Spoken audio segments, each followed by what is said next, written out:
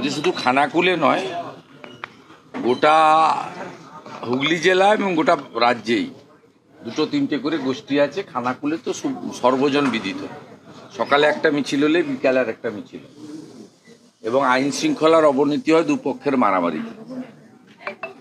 বাংলা বাজেটে বঞ্চিত হয়ে বলছে মুখ্যমন্ত্রী। মুখ্যমন্ত্রী বলছে বাংলাকে বাজেটে বঞ্চিত করা হবে। কোথায় কিভাবে বঞ্চিত হয়েছে? প্রায় ৩,০০০ কোটি টাকা মেট্রো রেলের সম্প্রসারণের জন্য দিয়েছে। তাছাড়া ২৩ সালের ২১শে জুলাই পিসি এবং ভাইপো দুজনেই বলেছিল কেন্দ্রের কোনো টাকার দরকার নেই, আমরা নিজেরাই স্বনির্ভর। তাই এখন এসব কান্নাকাটি করে কেন্দ্রের লাভটা কি আছে?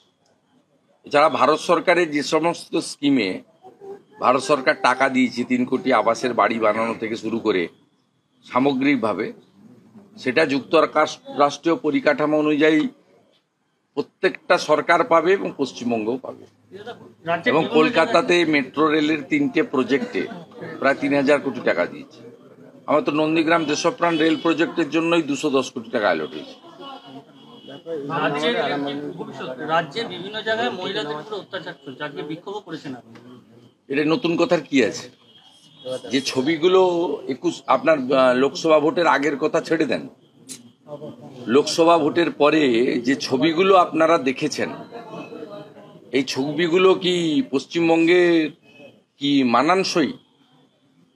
ঈশ্বরচন্দ্র বিদ্যাসাগরের বাড়ি খানিকটা দূরে, রাজা রামমোহন রায় এই জেলারই আপনার মানুষ।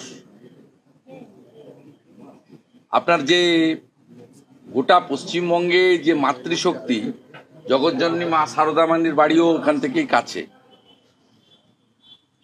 তা আপনি এইরকম একটা পবিত্র ভূমিতে দাঁড়িয়ে যে ছবিগুলো এসেছে, কোচবিহারে ভারতীয় জনতা পার্টির মুসলিম নেত্রীকে উলঙ্গ করে ১.৫ কিলোমিটার দিনের বেলা রাস্তায় হাঁটিয়েছে। চোপড়াতে যে ছবি, আড়িয়াদয়ের যে ছবি, আপনার এই পাশেই জগৎবল্লভপুরে যেভাবে বয়স্ক মহিলার মাথা কামিয়েছে চুরির অপরাধ দিয়ে, এটা কি সভ্য সমাজ? এতে কি পশ্চিমবাংলার মহিলা নারীদেরকে নিরাপত্তা দিতে পারছেন?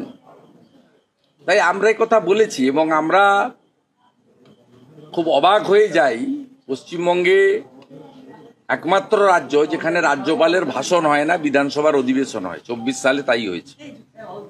আমরা রাজ্যের আইন শৃঙ্খলার কথা তুলে ধরতে পারি না। পশ্চিমবঙ্গ একমাত্র রাজ্য যেখানে ১৩ বছর মমতা ব্যানার্জি মুখ্যমন্ত্রী এবং পুলিশ মন্ত্রী, স্বরাষ্ট্র দপ্তরের বাজেট গিলোটিনে যায় ১২ বার, ডিসকাশন হয় না। পশ্চিমবঙ্গ এমন একটা রাজ্য যেখানে পুলিশ মন্ত্রী বিধানসভায় প্রশ্ন নেন না, প্রশ্নের উত্তর দেন না। আগে বৃহস্পতিবার করে পুলিশ ডিপার্টমেন্টের ডেট ছিল যেদিন প্রশ্ন করা যেত, সেটা চেঞ্জ করে কয়েক মাস আগে সোমবার করেছে। একটা প্রশ্ন অফিস নেয় না পুলিশ ডিপার্টমেন্ট সংক্রান্ত। আমরা বিরোধীরা বলবো কোথায়, যাব কোথায়? সেই জন্য আমাদের মহিলা বিধায়করা আজকে মুলতবি প্রস্তাব এনেছেন এবং নিন্দা জানিয়েছেন পশ্চিমবঙ্গ জুড়ে মায়েদের উপর, বোনেদের উপর, দিদিদের উপর যে অত্যাচার হচ্ছে। আমরা মহিলাদের স্বনির্ভর চাই, আমরা লাখপতি দিদি চাই। আমরাও বলেছিলাম লক্ষ্মীর ভান্ডার ১,০০০ টাকা করে ওরা দেয়, বিজেপিকে সরকারে আনলে ৩,০০০ টাকা করে দেবো আমরা পরের মাস থেকে, যেদিন সরকার তার পরের মাসের ১ তারিখ থেকে আমরা বলেছি। এবং আমাদের সরকার যেখানে যেখানে আছে, পাশে উড়িষ্যা রাজ্যে মানুষ জয় জগন্নাথ বলে আমাদের সরকার এনে দিয়েছে, আমরা সেখানে সুভদ্রা যোজনা চালু করেছি। ৫০,০০০ টাকা করে বছরে এককালীন মহিলারা পাচ্ছে স্বনির্ভর হওয়ার জন্য, সুভদ্রা যোজনা। আপনারা আসাম এর আগে চালায়, পশ্চিমবঙ্গ শুরু করার অনেক আগে ২৫০০ টাকা করে। লাডলি বহিন শিবরাজ সিং চৌহান যখন মুখ্যমন্ত্রী ছিল তখন চলতো ১,৫০০ টাকা, পরে মোহন যাদব সেটাকে ৩,০০০ টাকা করেছেন। আমাদের মা তারি যোজনা ছত্তিশগড়ে বিষ্ণুদেব সাই আসার পরে এককালীন ১২,০০০ টাকা একবারে এককালীন ওখানকার মহিলারা পায়, ওখানকার ভগবানের নামে মা তারি যোজনা। সম্প্রতি মহারাষ্ট্রে সেখানে আমাদের লাডলি বহিন যোজনা চালু হয়েছে, ১,৫০০ টাকা করে প্রত্যেক মহিলাকে, এবং যারা বেকার আছেন, বেকার যুবক, তাদেরকে আমরা লাডলা বাহেন ভাই সেই যোজনা চালু করে 6,000 টাকা করে মাসে দেওয়ার কর্মসূচি চালু করে কার্যকর করে দিয়েছি।